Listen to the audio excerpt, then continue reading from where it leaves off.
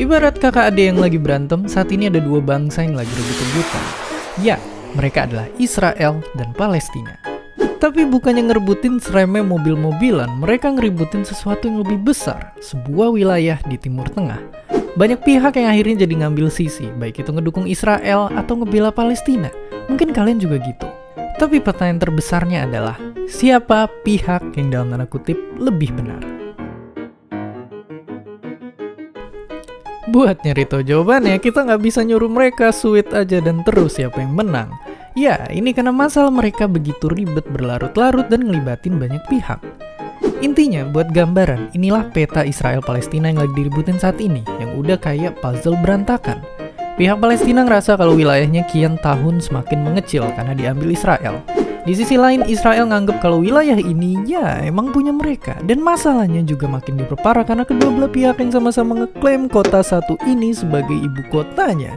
Oke, sebelum kalian juga ikutan perang di kolom komentar, mari langsung kita bahas. Jadi, sebenarnya pihak mana yang benar? Biar adil, mari kita bahas satu-satu. Pertama, dari sisi Palestina. Sebenarnya Palestina punya sejarah yang panjang. Tapi kalau ditarik dari awal pertikaian, dia ini sebenarnya adalah wilayah dari sebuah kekaisaran yang mayoritas beretnis Arab. Singkat cerita, gara-gara kalah perang dunia, wilayah Palestina jadi masuk ke bagian negara Eropa satu ini. Dan dari sini ternyata masalah mulai muncul. Mulai dari sang pendatang yang ngejanjin wilayah ke pihak seberang, diikuti perang yang berkecamuk, pengungsian besar-besaran, perang lagi, wilayah yang semakin dicaplok, hingga saat ini masalah pemukiman ilegal, kemiskinan, dan berbagai ketidakadilan lain yang bikin satu dunia ikutan pusing. Dari semua masalah ini, tentu mereka hanya ingin hidup aman di sebuah negara yang merdeka. Walaupun kelihatannya, perjuangan mereka masih panjang.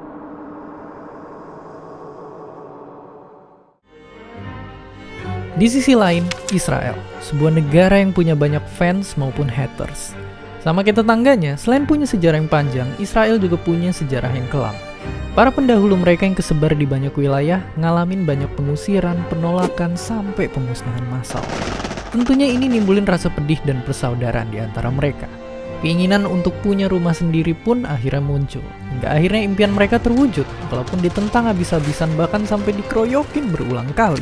Dan ujungnya sama seperti cerita sang tetangga, perang juga terus berkecamuk, ninggalin rasa nggak aman dan kecurigaan antar sesama warga yang pernah mereka panggil sebagai tetangga. Bagi warga Israel, mereka hanya ingin hidup dengan tenang. Jadi sekarang kembali ke pertanyaan awal, siapa yang benar? Dari sinilah mungkin kita bisa belajar satu kesimpulan. Politik, sejarah, dan ilmu sosial itu sifatnya abu-abu. Mulai dari pasangan artis yang cerai, anak SD berantem, perang dunia, hardikan netizen Indonesia, sampai kita sendiri yang mungkin juga pernah berantem sama orang, kedua belah pihak itu dalam tiap konflik pasti punya ceritanya masing-masing. Makanya jawaban jujurnya adalah dua-duanya benar menurut mereka masing-masing. Dan video ini ataupun kok bisa susah banget nyimpulin hal kayak ginian. Coba jadiin video ini jangan kayak WhatsApp hoax yang langsung gak ada jawabannya. Justru coba jadiin video ini bagi yang tertarik tentunya sebagai pemicu buat kalian. Minimal buka Wikipedia dan baca konflik ini dari awal sampai hari ini tuh gimana. Tapi yang jelas, mau siapa yang salah, tiap hari ada orang yang mati.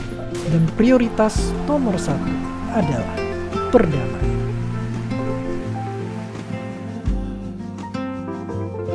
Pada akhirnya penjajahan di atas dunia harus dihapuskan dan merdeka adalah hak segala bangsa. Tapi itu nggak cuma berlaku untuk Israel atau Palestina aja, karena nyatanya masalah ini bukan satu-satunya di dunia. Sejarah nyatet hal yang sama terjadi di Vietnam, Korea, Serbia, Bosnia, Sudan, Kashmir, dan banyak lainnya. Dimana semua dikomporin sama hasrat berkuasa yang membabi buta. Akankah pertikaian ini berakhir? Nggak ada yang tahu. Jawabannya yang jelas seperti apa kata penulis ini, nggak akan ada satu perang pun yang bisa mengakhiri semua peperangan. Dan seperti biasa, terima kasih.